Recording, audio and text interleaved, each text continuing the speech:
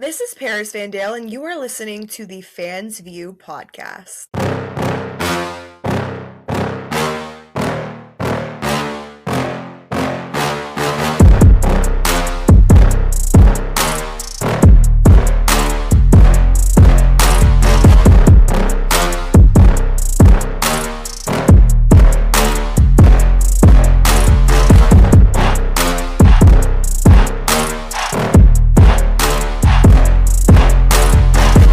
What's going on, everybody? Welcome back to another episode of the Fans View podcast. Today's guest is someone who truly lives her character, both inside and outside of the ring. She's one of the longest reigning champions in chaotic wrestling history. She's a standout on the New England wrestling scene and one of the boldest personalities in women's wrestling. She's known as the Total Diva. She's built a brand on confidence, style, and backing it up in the ring. From major championship runs to national level appearances, AEW, you name it. This episode is about evolution, confidence, and betting on yourself. Today's guest is Miss Paris Vandale. Paris, how are you doing this evening? I'm doing great. What an intro. Thank you. I try, right? Hey, you're a superstar. We're going to make you a superstar. Thank you. I appreciate it. Thank you so much for joining us. I can't tell you how excited I am to talk to you, and even more excited for people to kind of get to know you a little bit. I'm excited. Let's just start from the beginning. I mean, I don't know where else to jump in. When did wrestling, kind of pop on your radar? When did you get bit with that wrestling bug? So I have two older brothers who grew up as wrestling fans. And they're quite a bit older than me, so wrestling has always been on in my house. I don't really have a memory besides wrestling. So I'd say that's kind of the start. I was just a fan. And then as time grew, I would say the first person who really made me go maybe I could do this was AJ Lee. And then later on it was Mercedes Moné. So I'd say those were my two that made me go, I need to do this. Okay, so you're a lifer then. When did wrestling go from something I enjoy watching, a hobby, to I'm gonna do this, I need to pursue this? So, kind of like I said, I watched NXT back when it was the reality TV show, and I think it was either season 2 or season 3 where AJ Lee was on. It was the all women season. And I was 9 or 10, and I heard this woman talk about how, she was a wrestling fan, and I just thought that was so cool that didn't even come across my mind that that was a possibility that I couldn't do that. So it was just kind of sort of a dream, far-fetched of oh, maybe when I grow up, I'll be a wrestler somehow, some way. But I would say the exact moment that made me go from oh, this is a dream to no, I need to make this a reality was the NXT Takeover Brooklyn match where it was Mercedes Moné, Sasha Banks at the time, and Bayley. And that was no, I need to do it. It happened. That's such a problem. I'm so sorry to cut you off. That's a perfect segue because I want you to expand on that a little bit. You've talked about Sasha versus Bayley being a turning point in your fandom. What did that match kind of just get stirred up in you that, like you said, it became a reality to chase this dream? I don't really have a specific why as to why. It's just an amazing match, and I still think today it's still one of my favorite matches. And I honestly think probably what made me connect to Sasha, specifically Mercedes, was that upon kind of thinking, oh, maybe this is something that I want to do, I was Googling schools that was nearby. In chaotic wrestling, the New England Pro Wrestling Academy popped up on Google, and I found out that she trained at it was CTC at the time, but she trained there, and I was oh my god, that's so cool. So I was kind of well, she's my favorite wrestler. I already liked her, but then I was okay, this is the school that she came from. I need to train there too. And then that match is just I said, it was amazing. For sure. What was that first day of training like? Once you've taken the plunge, you're gonna do this, you step in, woof, intimidation, excitement, overwhelming, all of it? Yeah, definitely. So prior to actually making the jump and signing up, we do fantasy camps a couple times a year. So I started off doing that. I kind of knew that I was going to sign up anyways, but just to kind of get the feel for it, not all at once kind of being overwhelmed. So I feel that definitely helped me. But I would say, yeah, my first day was really intimidating because I had gone to like chaotic wrestling shows, so I was like now in there with like people that like I had watched as like a fan Right. going to these indie shows. So it was like it was scary, and like you're not really like day one, you're not really doing a lot. But I come from like a competitive dance background, which is very like based off like perfectionism. So like Right. even on day one, I was like kind of, which probably this is such a bad habit, but like I was getting in my head already of being like, why can't I do this? But I think that perfectionism like helps kind of, it makes you kind of want to grow. So Right. Yeah, absolutely. I mean, all the greats have it, I think. It's that little bit of psychotic OCD, got to get everything perfectionist like you said. yeah, and You debuted at maybe the best time in the world, right before a global pandemic. How surreal was it to start your career in such a incredibly strange environment? yeah, I still forget that sometimes that's not how people like come up. It's like so weird to me that like some of my friends who started after me, I'm like, yeah, like you didn't have to experience COVID wrestling. I feel like it was almost like an advantage. Not even really an Mhm. advantage, but like I feel like the COVID time you got to you had a lot of downtime, so you got to like focus on just like being like a character. Right. But I feel like it also had its hindrances of like a lot of the shows that I was like, or shows, should I say, there were a lot of like closed studio tapings that had Right. like the wrestlers as like the fans.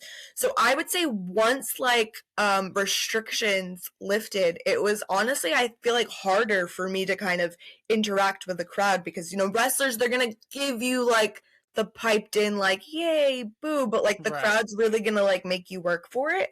So I feel like that was definitely a culture shock upon when I got to wrestle in front of fans for the first time. It was like having a match all over again. Right. Yeah, I mean, absolutely. You got to have your first match twice. Yeah. What do you feel like was harder, when you first broke in? Was it learning to wrestle or was it learning to believe in yourself? Because obviously wrestling is a very, very physically demanding thing to do, but I mean, it's just as much, if not more, mental. So I would say, yeah, definitely. I feel like wrestling in general, I feel like it's hard for like everybody just because it's such like it goes against like your natural like instincts to like want to be Don't in fall there. down. Yeah. So I would say definitely, I would say what was the biggest struggle for me was like the mental aspect. I kind of talked about it, about how like I come from like a competitive dance background where that just like breeds perfectionism, which is great, like for growth. But now you're switching over to this other sport or this other sport activity. That part of your brain just doesn't like shut off. So I feel like it almost like when you're learning, it kind of creates like a lack of confidence because instead of making a Right. mistake and going, okay, let me just do that better the next time, like that's fine. It's, oh my god, why did I do that? Which is like not a good mental game to be playing, I feel like, especially early on. For sure, for sure. Was there a moment, early on or even a little bit past then, was there a moment where you're like, I don't know if I can do this? Was there almost a time where you were like, I can't do this, I quit, I'm going home? No, because just as much as like I'm a perfectionist, I'm also stubborn, and I knew that this was something that like I wanted to do. And if I just like gave up, like that's just like I no, like I want to do this. Everything in life is going to be hard. Like so it's about you pushing through those obstacles. And I actually had a conversation with Ava Everett after a class once that like she probably doesn't remember this, but it stuck out to me because I think I was only like 3-4 months into training, and she probably saw me like being super hard on myself, and she pulled me aside and was like, look, like the only way that you're going to get better, just not even just in wrestling but in life, is by putting yourself in uncomfortable situations and pushing through that. You don't have to like it, but that's the only way. You're not going to get better if you just keep, putting yourself in these situations where you feel comfortable. Right. And I think that moment I was like, you know what? She's right. And it made me feel a little better. Obviously, all as wrestlers, we always are going to have that, like, oh, I want to be better. I want to be better. I want to be better. But I think it was Right. that moment that kind of made me relax just a little bit. Okay, I like that. Kind of turning the page to the the character work that you kind of touched on earlier. Where did the Total Diva Paris Vandale, where did that come from? Where's that persona from? Is that you in real life exaggerated a little bit? Is that all a character? You know, what's the story? So I feel like I'm a big Total Divas fan. Okay. Of the reality show. I still love that show. That's one of my favorite, like, not even guilty pleasures. I'll proudly say it's one of my favorite shows. But me and one of my friends, Armani Chaos, who also wrestles, we have like, we always talk about how we're divas. We love being divas. We love everything like that the divas have to like offer. Like they're so like the glitz, the glamour. So I was just like, why don't I be the Total Diva? And I feel like the Total Diva then kind of evolved into like now people still refer to me as like Total Diva, but I also go by like, you know, the always trending, because I feel like it always encompasses like that diva nature and everything that I love of like the girliness. Like I love reality TV shows. I love Paris Hilton. I just love being like on trend. So I feel like, you know, that fits perfectly with who I am. When did you realize, like, leaning into that confidence and that arrogance and kind of that bougie character, if you will, like, when did you figure out, like, that's where my edge is? I think I've always been positioned sort of in that manner. I think even my first match, I was like the aggressor. I was kind of like the heel. Mm-hmm. So I feel like I just, from getting those reps in, that's something that I've always just normally been more comfortable in that role. I think, like I said, I don't think there's like a specific moment. I think it's just the evolution of just continuing to keep working on your craft. Right. And you've said before, you know, in previous interviews, like, you prefer being booed. Yes. Why, why does being, because that's totally normal. Why does being a villain feel more natural to you? Are you a heel at heart? You can't help yourself? I think I always gravitated towards like heels watching wrestling. I feel like maybe that's why, but I also feel like I said, I have more practice over it, and I think you can get away. No, I don't want to say get away with a lot more, but I think it's easier for me to be character and outlandish character as a heel, whereas like a babyface, I feel like almost a little awkward in a way, because I'm not awkward, but I feel a little bit more like exposed. I feel like as a Mm-hmm. heel, I can sort of protect myself and sort of toe the line of like Paris Right. Vandale the wrestler, Paris Vandale the person. But I feel like you as a babyface, like you're kind of putting yourself out there for people Yes. to go, we either like you or we don't. And I think that's a lot harsher to deal with as a babyface, because you're like, oh my god, these people don't like me, but they're like supposed to like me. So I feel like that's normally like, I feel like the consensus of people who are heels is that, like, I don't want to say it's easier, but I feel like you also get to have more fun. You can be super crazy, you can be super mean, you can be super silly. And if people don't like that, then That's you're your doing your job. job. That's it, right? For sure. Well, you know, you've done your job well, and that's obvious because you hold one of the longest Pan-Optic Championship reigns ever. When did it sink into you, like, I'm making history right now? So it was like like that whole reign. I feel like that whole entire reign, I don't even think it was really one moment of like I'm making history. I think I was just so grateful that entire like 511-day run, because But you no know, big deal. We know it right off the top of I our just, head. I had to drop the number. Gotta remind everybody. Hopefully nobody passes or surpasses me anytime soon. Fingers You crossed. dastardly heel, you Uh, dastardly heel. But I think, like I said, chaotic wrestling is something that always holds like a special place in my heart. That's the first like indie that I um went to go see, a place that I train. So coming from being a fan to then a student to then kind of doing manager valet spots to then being trusted to hold a title, like I was just so grateful for like the entire run. And I think whether I was the longest or whether I was the shortest, like I am just like grateful to have been able to have that trust put in me by like my trainer. Because it was something that you Yeah. always kind of like talk about, like, oh, this would be cool when I like be a regular on Chaotic, and then now I am, and now I'm the longest reigning champion. No biggie, no big deal. No biggie. Naturally. You know, and I'm glad you said it that way because, you know, to pull the curtain back a little bit, winning a title is cool. In front of, you know, to the fans, it's awesome. Like, oh man, Paris won the title because she beat so and so. You know, behind the curtain, that title's being put on you because somebody believes in you. somebody trusts you to be the face of their company.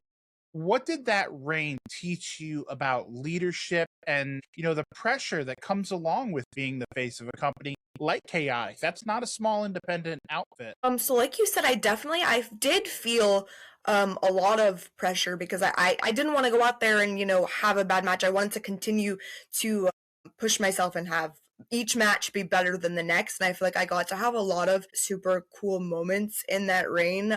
Like I got to wrestle Sunny Kiss, who is somebody who I'd always wanted to wrestle. I did like the first ever 3 stages of Hell match in Chaotic with Ava Everett, which I think was so cool. She's like somebody who's like a mentor to me. Got to wrestle Aaron Rourke a bunch of times, he's another mentor of mine. So I feel like that reign, I feel like definitely, I don't want to say, because they always say the title doesn't make the person, which obviously I feel like that's a true sentiment. But I feel like being that champion and having that pressure on me, I feel like definitely shaped me as a wrestler and pushed me to continue to grow and be the wrestler that's standing here today. And I don't necessarily know, I feel like I would get there, but I don't necessarily know if it would happen as quickly if I didn't have that opportunity to really kind of go head first into the water. Right, yeah. Hey you, yeah, watching this right now. I see you. If you're enjoying what you're watching, I've got one quick favor to ask, and it only takes a second, costs you nothing, and makes a huge difference. If you could go ahead and hit that like button, maybe drop a comment. If you haven't already, make sure you're subscribed. Doesn't seem like much, but for small creators, it's everything. So let's help more people find this channel and keep the content coming. And honestly, I'm pretty sure the podcast will be really grateful. So if you're having fun, you like what you see, make it official, click those buttons, and the Fans View podcast, we'll see you next time. Yeah, for sure. And you kind of talked about it just then, but now and this is a very difficult question to even ask because I know 511 days is nothing to sneeze at. You had a couple matches in that period. Is there a match from that run that I want to say that means the most to you emotionally, but has a special place in your heart? If you could pinpoint it to one match, could you do it? One match. So that's so difficult. I know. Because like you said, it is such a long reign. I will say, I think the one, if I had to go with one, I would say I don't know, it was a Chaotic Countdown, I believe 2023 or 2023 or 2024, where it was myself, Armani Chaos, Becca, and Aaron Rourke for like the Pan-Optic title, obviously, because that's what you just said. And I feel like what was so cool is not only were all 3 of those people in the match people who I'm very close to, but that match was the current champion and the 3 former champions, because at that point there were only 4 champions, myself and the rest of the people in the match. So I think that was a really cool moment because that's not something that will ever be able to happen again, is that the first 4 champions, the first 4 pillars of this division all in one match. And Right. It's still one of my favorite matches to this day. So I think it's very, very cool. And I won. So maybe that makes me the best. Even cooler. Champion. Yeah. I'll go with that. I like that. Something I wanted to touch on, I talked about in your intro a little bit, is you being a member of some factions and tag teams and things like that. I want to start with the Higher Society. That team had real chemistry. What made that so special? So we're best friends, like in real life. He's one of my closest friends, and he's actually the fantasy camp that I had talked to you about. We were actually both at. We didn't really speak to each other there because everything was happening so quickly, but we were both at that. So I feel like our careers have always been super intertwined, and I feel like we started together. So I feel like the chemistry was always there. So I feel like, yeah. That was a very long-winded rant to kind of get to my point. And my camera glitched too, so I was like, oh my god, I hope you can hear me, and I hope I'm not just ranting for you. No, you're good. You're good. We got you. Being so attached to your partner and to that group, what was the emotional side, like the real life side of breaking away and kind of, evolving into your own lane?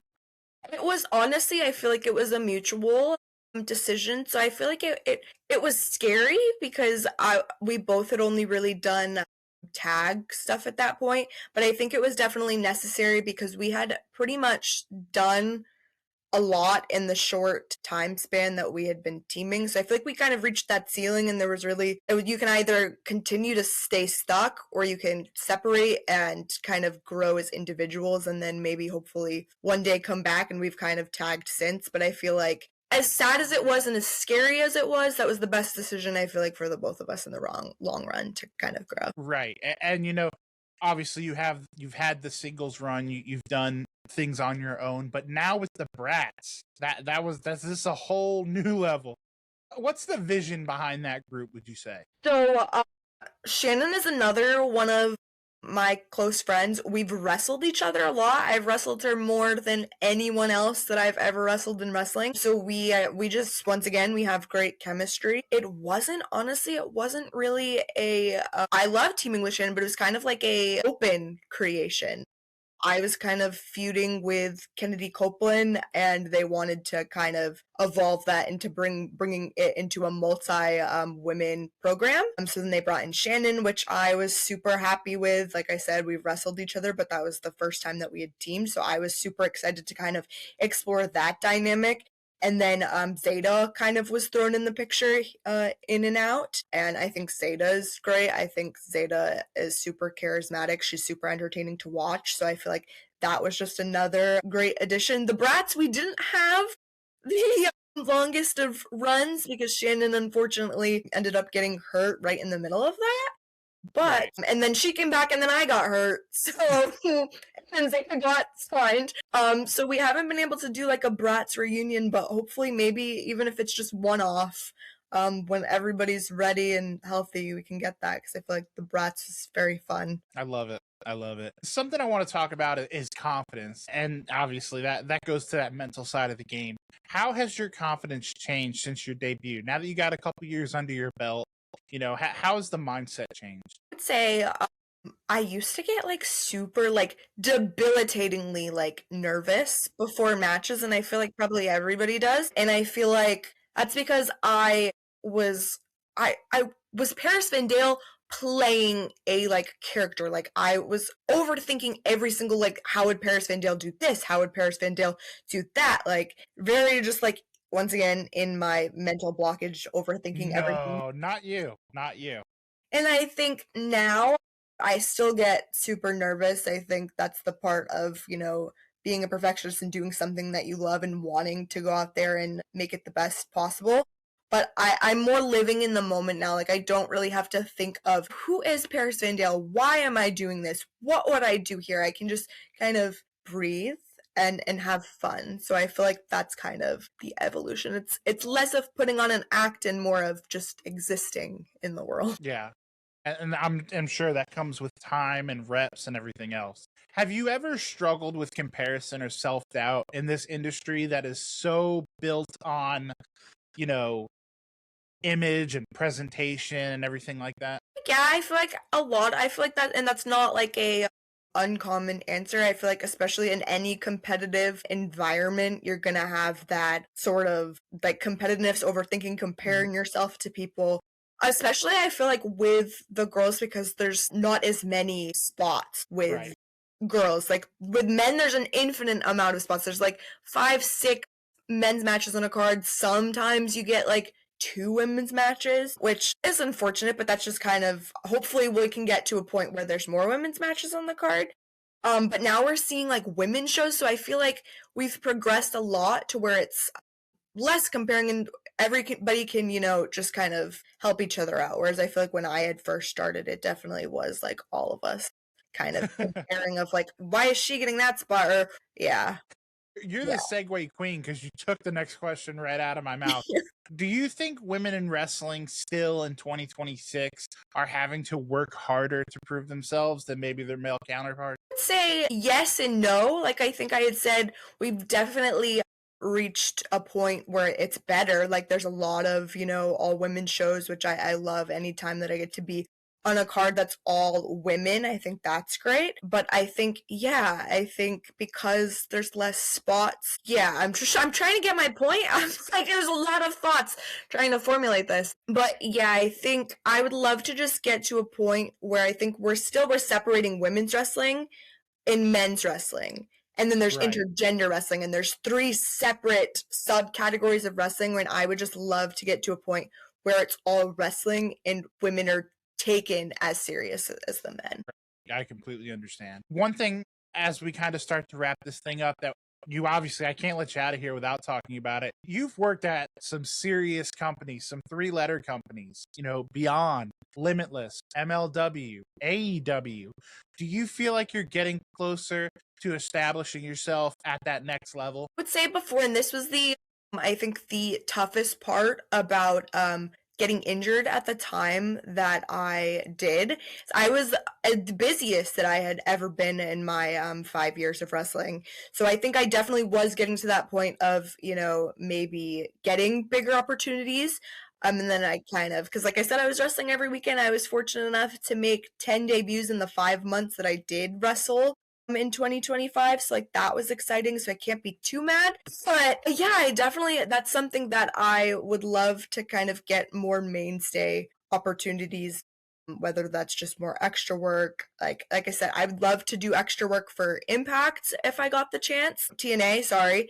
And like MLW, I'd done MLW once. And that I would love to do more MLW. I would love to, you know, do some Ring of Honor stuff. Everywhere. I'd love to travel. But yeah, I'm really excited to come back and hopefully continue to further myself. I love it. And it almost, like, when you look at your career, just look at your cage match. It's like, okay, Beyond. All right. Limitless. Okay. MLW. All right. And then we're at AEW. Do you feel like, obviously AEW, you know, and no disrespect to any of those other companies, but AEW in that list is the pinnacle. That's national. That is almost as big as it gets. Does working in front of a crowd like that feel validating or terrifying? It was terrifying. I love the honesty. I love that. It was terrifying, but it was like also like really, really cool. And every buddy that I had gotten the pleasure to wrestle in my couple of matches that I did for Dark was so nice, was so supportive. So I think that kind of eased my nerves a little bit, but still you're going out there and you're wrestling in front of like thousands of people. And then not even that, but like it's being filmed for YouTube. So like now it's millions more people are watching. So it's very, very scary, and it's very different than indie wrestling because it's for like TV, like you're doing TV stuff, so you have to really be hyper focused on camera angles and, you know, lighting and all of that. So rather than I feel like you should always be thinking about that of wrestling for a bigger stage, even when you're wrestling for independent companies. But like now it's like actually in full force, and you have to yeah, so it's definitely terrifying. But this is what you want to do. This is what I want to do. This is what a lot of people want to do as being a wrestler. So you have to kind of accept that it's terrifying. But then move on and go, that was cool. And I think that's literally the story of my life and my career is, oh my God, that was terrifying. And then after, like, that was pretty cool. I love it. I love the honesty. I cannot let you get out of here without asking you my 2 favorite questions. This is obviously the Fans View podcast. I'm just a fan. You know, I'm a nerd. What are you a nerd for? What are you a fan of? So we kind of talked about it earlier. I love reality TV. Like that is, I'm obsessed with it. I love The Housewives. I love Total Divas. I love Jersey Shore. That's like something that like if I could sit around in my house all day and watch reality TV, I would do that. I would say I'm a reality TV buff. I'll talk about it. Don't even get me started on reality TV shows. I'll talk about it for 45 years. We're gonna have you back. We're just gonna do a pure Jersey Shore episode. I'm here for that. Last but not least, and this is my favorite question to ask everyone, is at this stage, not just of your career, but of life. You're obviously a very young woman. You have tons and tons of bumps ahead of you. How do you define success, though, at this point in your life? I think success can mean a lot of things, because success can come from small goals to like, you know, I wanted to clean my house today and I did that, so that's a check off my goal list today. Or something as big as, you know, making it to TV and having your sole career be wrestling. So I think success is just setting a goal, no matter how big or small, in accomplishing that and doing what makes you happy. I think success, whether that's success in friends, success in finances, success in career. Yeah. I love it. Well said. Very well put. Paris, I can't thank you enough for coming on. This has been so much fun. I could literally sit here and go another hour with you. We'll But have we're to gonna do save another that. one. We'll have to do Yes. another one. Absolutely. And I tell a lot of people this. I want them to come back. You have no choice. You're coming back. No, That's I'm it. coming. I'm coming back. I love doing interviews. I love talking about myself. I love talking about things, talking about all of wrestling, reality, music, all of the things. Hell yeah. I love it. We're having you back. We're not going to wait very long either, for sure. Where can people get a hold of you, though? Where can people check out you on social media, all that fun stuff? So my handle is super easy. It's just the Paris Van Dale on all platforms. So that's X, that's I have a Facebook page, that's Twitter, I already said Twitter, X, Jesus. Facebook, TikTok, Instagram. It's late. My mind is like not working right now. But yeah, just the Paris Van Dale on all platforms. Find me. Cool. And are we selling merch online or anything like that? I am really bad with merch, and I'm going to take accountability with that. I do have t-shirts, but they are really old. If you want to buy an old Paris Van Dale t-shirt, go ahead. I had red hair at that point. I don't have red hair anymore. But if you want it, I'll give it to you. I have 8x10s. Those are old too because I'm not wrestling right now. But yeah, hopefully I come back and I have way better at my merch game because everybody yells at me about this. We're gonna get on you about that for sure. Before we let you go, do we have any updates on the injury? What's going on with that? I don't, unfortunately. Hopefully, I would think it's gonna be sooner rather than later. But I'm very excited to be back. I'm gonna have some surprises in store, new gear, new music, hopefully new debuts, new people that I'm gonna terrorize. New merch. Wrestle I love it. Shannon Levangie probably 1,001 more times and be really happy about it because she's my favorite person that I get to wrestle. There we go. Well, we love to hear it. Hopefully like you said, we'll have you back in the ring, sooner rather than later. Guys, if you want some old Paris Van Dale merch, go hit her up on social media. Buy it. Buy it. I mean, we got a broken wing, we got a men, so buy my gear, selling my gear. You can buy that. I love it. All you little weirdos out there, go buy our gear. No judgment. I say weirdos in the nicest way. No, please buy my gear. God bless, guys. No hate here. But go support Paris if you can. If you can't support her monetarily, just go hit a follow, subscribe, like, all those fun buttons. They're all free. That's the best part. Yeah. Just make sure to go follow Paris, support her, show her some love, tell her you enjoyed her on the Fans View, and don't forget, guys, most importantly, call your mom. If you haven't liked or subscribed, you're gonna be joking me.